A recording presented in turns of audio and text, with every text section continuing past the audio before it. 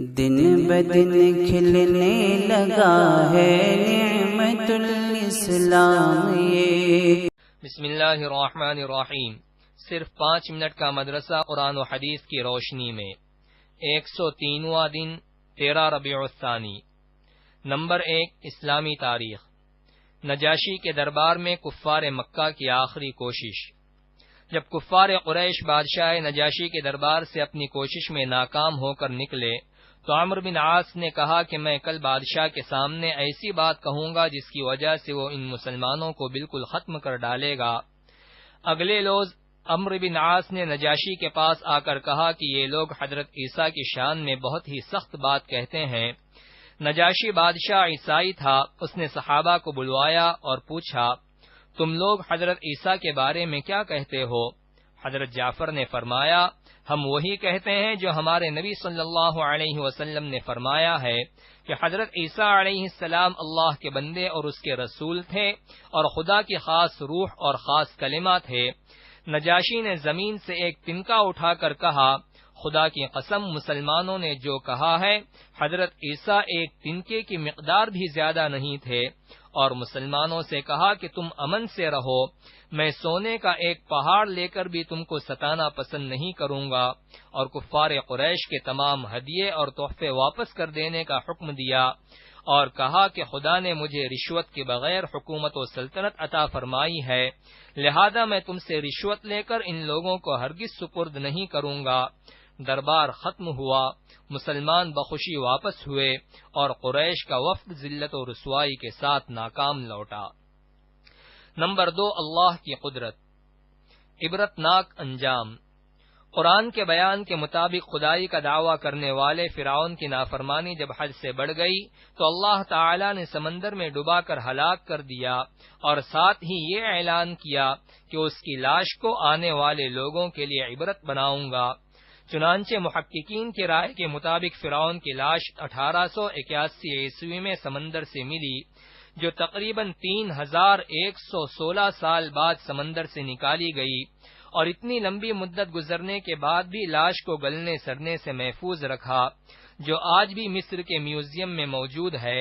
آخر وہ کون سی ذات ہے جس نے سمندر میں بھی اس کی لاش کو محفوظ رکھا؟ یقیناً اللہ کی ذات بڑی قدرت والی ہے۔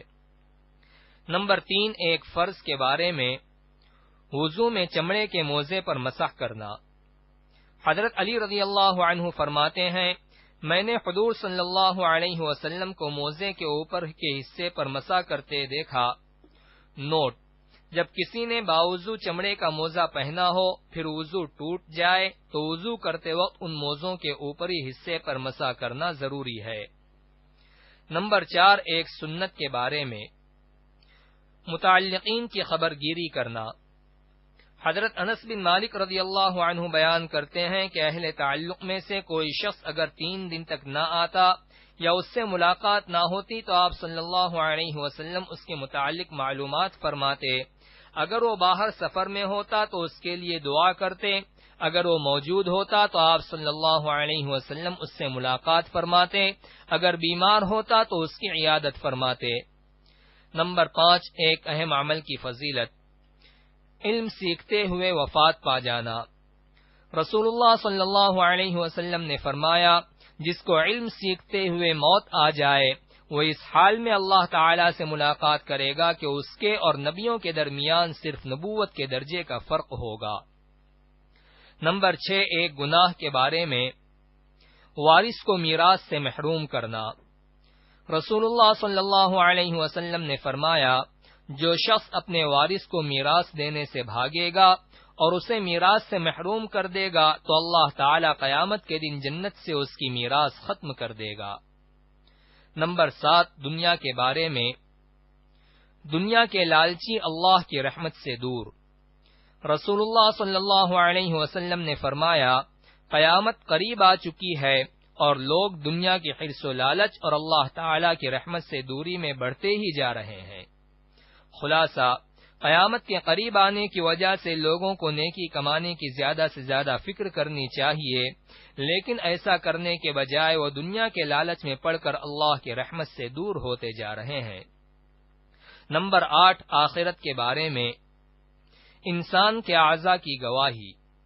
قرآن میں اللہ تعالی فرماتا ہے، جس دن اللہ کے دشمن یعنی کفار دوزخ کی طرف جمع کرنے کے لیے موقف میں لائے جائیں گے، پھر وہ روکے جائیں گے تاکہ بقیہ بھی آ جائیں، یہاں تک کہ جب وہ اس کے قریب آ جائیں گے تو ان کے کان، ان کی آنکھیں اور ان کی کھال ان کے خلاف ان کے لیے کیے ہوئے اعمال کی گواہی دیں گے۔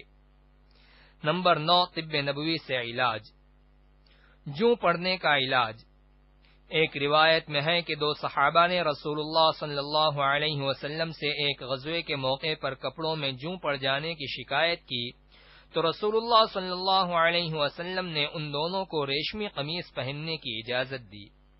فائدہ: جوں پڑنا ایک مرض ہے جس کا علاج آپ صلی اللہ علیہ وسلم نے اس موقع پر ریشمی لباس تجویز فرمایا۔ یہ لباس اگرچہ عام حالات میں مردوں کے لیے ناجائز ہے، لیکن ماہر حکیم یا ڈاکٹر اگر ضرورت کی وجہ سے تجویز کرے تو گنجائش ہے۔ نمبر 10، قرآن کی نصیحت۔ قرآن میں اللہ تعالی فرماتا ہے، تم صبح و شام اپنے رب کو اپنے دل میں گڑ گڑا کر ڈرتے ہوئے اور درمیانی آواز کے ساتھ یاد کیا کرو اور غافلوں میں سے مت ہو جاؤ۔